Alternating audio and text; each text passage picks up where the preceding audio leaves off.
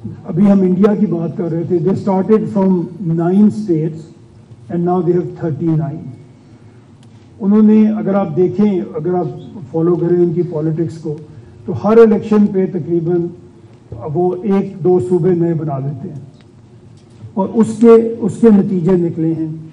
जैसे 2014 में आंध्र प्रदेश को उन्होंने 2 हिस्सों में तकसीम किया, एक आंध्र प्रदेश सूबा बना, एक तेलंगाना सूबा उन्होंने कार्व आउट किया।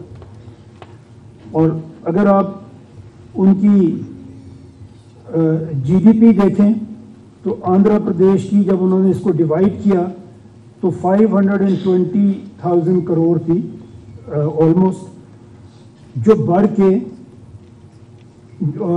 जो 10 साल में 1.6 बिलियन करोड़ पे पहुंची। इसी तरह तेलंगाना की 5 लाख करोड़ के करीब थी, वो भी बढ़ के 1.65 बिलियन करोड़ पर पहुंच गई।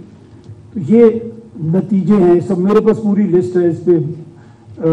जो अभी हमने अपने ह्यूमन डेवलपमेंट इंडेक्स की बात की थी और आपने देखा हम कहाँ पे थे, उसमें भी उनकी जो इम्प्रूवमेंट हुई है 10 साल में, वो 0.631 आंध्र प्रदेश था और 0.654 पे तेलंगाना था, जो बढ़ के आंध्र प्रदेश 0.638 हो गया और तेलंगाना जो नया सूबा बना था वो 0.705 पे पहुंच गया। ये इन्होंने जितने भी सूबे बनाए हैं, गोवा को नया सूबा बनाया, इसी तरह बाकी में, उनमें पर कैपिटा इनकम भी बढ़ी और उनमें उनकी जीडीपी भी बढ़ी। हम अगर पाकिस्तान में देखें, जो मेरा ख्याल है जो हमारे पैनलिस्ट हैं वो ज़्यादा बेहतर बताएंगे, जब जितनी मेरी रिसर्च है, इंडिया में स्टेट जीडीपी जो है वो अलग से कैलकुलेट होती है और उनका बड़ा एक हेल्दी कंपटीशन आपस में रहता है।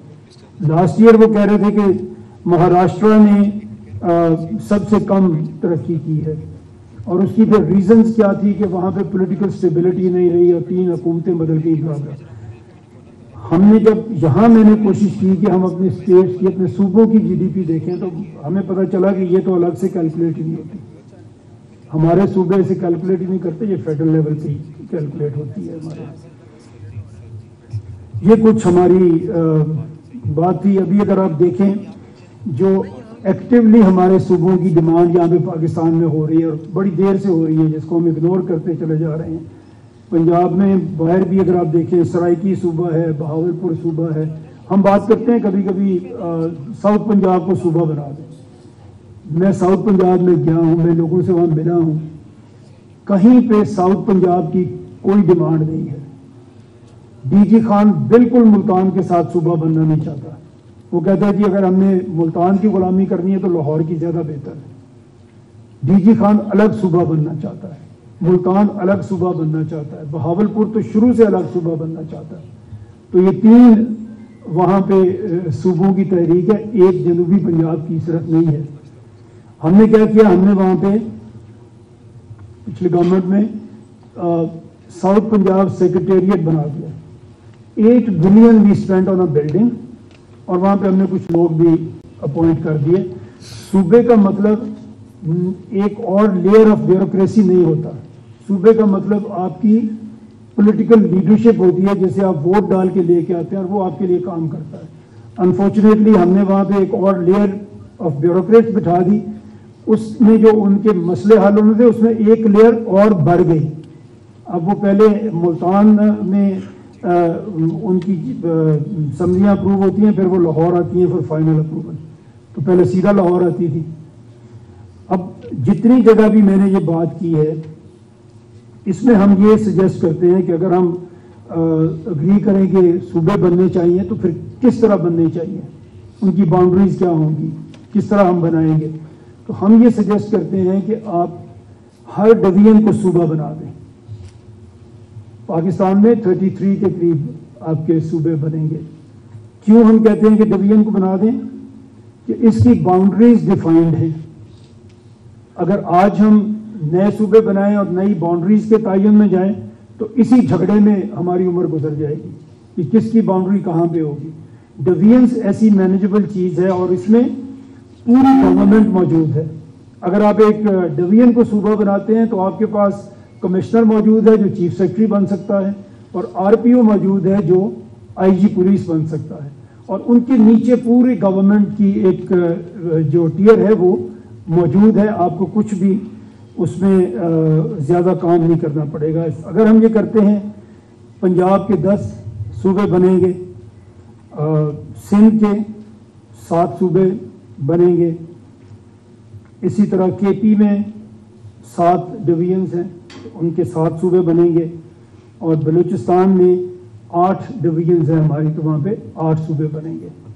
उनकी पॉपुलेशन कम होगी लेकिन डिस्टेंसेस मैनेजेबल होंगे, आप वहाँ पे उनको मैनेज कर सकेंगे आसानी से।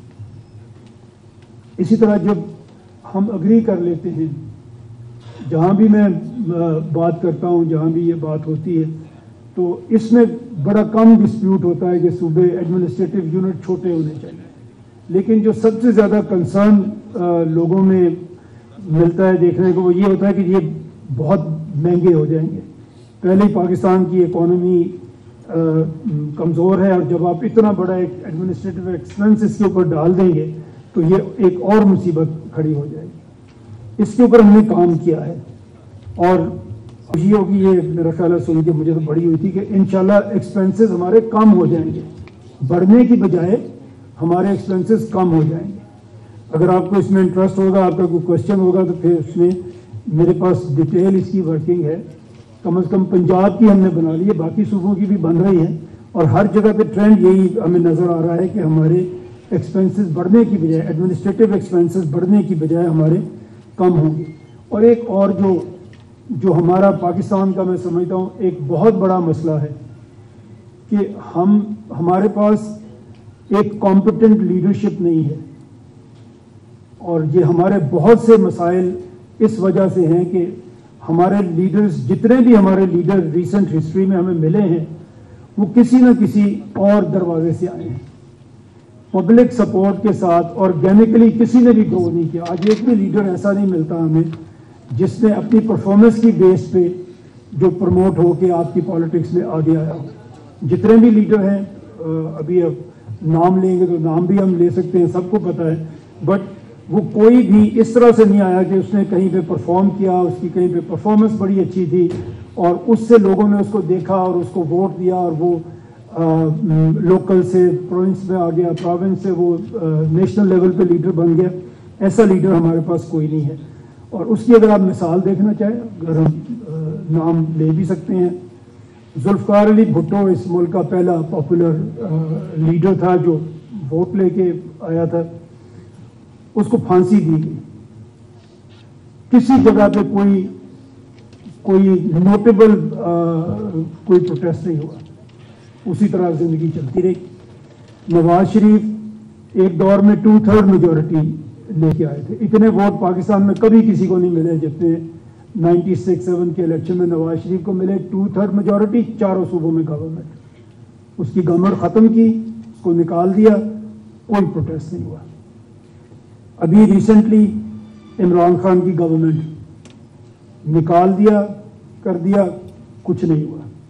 जब मैं कहता हूँ कुछ नहीं हुआ तो लोग, आप भी देख रहे हैं मेरी तरफ, कुछ तो हुआ, कुछ नहीं हुआ एक्चुअली। आज भी सुप्रीम कोर्ट में इमरान खान की तारीख होती है, 1 लाख बंदा अगर वहाँ पे चला जाए, 50,000 बंदा अगर वहाँ पे चला जाए तो आपका ख्याल है फैसला नहीं होगा, लेकिन ऐसा नहीं होता, क्योंकि लोग उस तरह से लीडर के साथ जुड़े हुए नहीं हैं। उसकी वजह है कि कोई भी लीडर ऐसा नहीं है कि जो पहले पॉपुलर हुआ है फिर गवर्नमेंट में आया है। हर कोई गवर्नमेंट में आता है, गवर्नमेंट में फिर वो आगे काम करने की कोशिश करता है, और इन वसाइल की वजह से इस जो हमारी एडमिनिस्ट्रेटिव डिवाइड्स हैं, इसकी वजह से काम कर ही नहीं सकता। इस सिचुएशन में जहाँ पे 13 करोड़ का एक सूबा है, 3.5 लाख स्क्वायर किलोमीटर का एक सूबा है, यकीन करें कोई भी काम नहीं कर सकता। हमसे मिलता जुलता एक मुल्क है टर्की, वहाँ भी एक प्राइम मिनिस्टर को फांसी दी गई, वहाँ पे भी मार्शल लॉ लगते थे। एक लीडर वहाँ पे आया जो लोकल गवर्नमेंट से ग्रो करके आया, उसने पहले लोकल गवर्नमेंट में परफॉर्म किया, लोगों ने उसे वोट दिया और एक पॉपुलर लीडर इलेक्शन जीत के हुकूमत में आया और उसके बाद उसके खिलाफ कू हुआ, जो आपको जानते हैं सब लोग कि वो किस तरह से नाकाम हुआ। पब्लिक उसके लिए निकली और वो कू नहीं हो सका। और कहीं भी अगर आपका डेमोक्रेटिक सिस्टम है तो उसके पास, आपके पॉलिटिकल लीडर के पास तो बंदूक नहीं होती, उसके पास तो अवाम की सपोर्ट होती है, जो अनफॉर्चुनेटली हमारी पॉलिटिकल लीडरशिप के पास नहीं रही। और इसलिए नहीं रही कि ये लीडरशिप किसी प्रोसेस से होके आई नहीं है, इसलिए लोग भी उस तरह से, मैं ये कहा करता हूं कि they are popular but they are not popular enough कि लोग उनके लिए बाहर निकले। क्योंकि किसी ने भी लोगों की जिंदगी में कोई ऐसी चेंज नहीं कोई भी लेके आ सका कि हम ये समझे कि इसने हमारे लिए ये किया, हमें भी इसके लिए बाहर निकल के जान देनी चाहिए। ऐसा अनफॉर्चुनेटली कुछ नहीं हुआ।